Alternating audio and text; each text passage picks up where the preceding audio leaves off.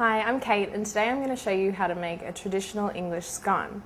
Also pronounced scone, but since it's going to be English, we're going to say it the right way, scone. They're a little more savoury than what you might be used to in America, but they're just as delicious, and we'll serve them with some sweet cream and jam. So to get started, I have some flour here that I've already sifted. I'm just going to put this into my mixer.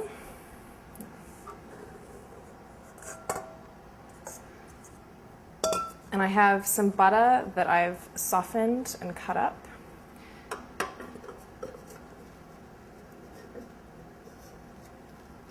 And I'm just going to mix this together on low speed until it's all combined.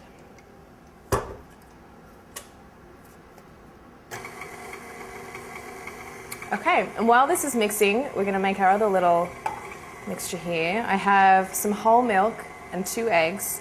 You can use skim milk or low fat if you want, but it's not going to taste as good. So I'm just going to beat these with a hand mixer until they're combined.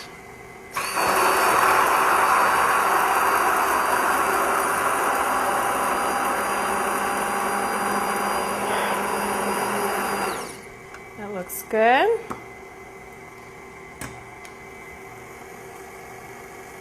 Okay, and this looks good too, so I'm going to start pouring this in.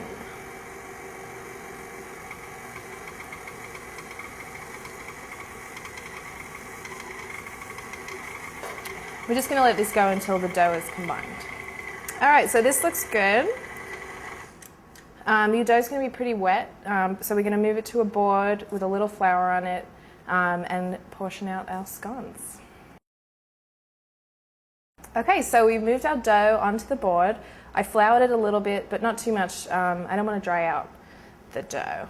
So we're just going to put it on here, turn it over, just cover each side with some flour, and then just pat it down.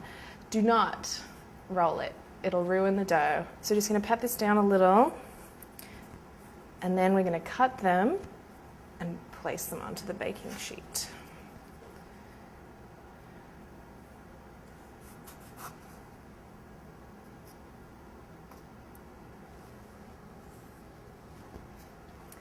And so once you've gotten all that you can out of the dough, just reform it, pat it down again, and get those last couple of scones. Okay, so these are going to go into an oven at 400 degrees for about 10 minutes. Don't let them get too brown, otherwise they'll be too dry. Alright, so they're ready to come out of the oven. They look perfect. And as soon as we take them out of the oven, just going to place them onto a wire rack and cover them straight away with a tea towel and just let them stand for a couple of minutes. Okay, so the scones have rested and now they're ready to eat. So what I like to do is just cut them in half and serve it with a big dollop of jam and whipped cream.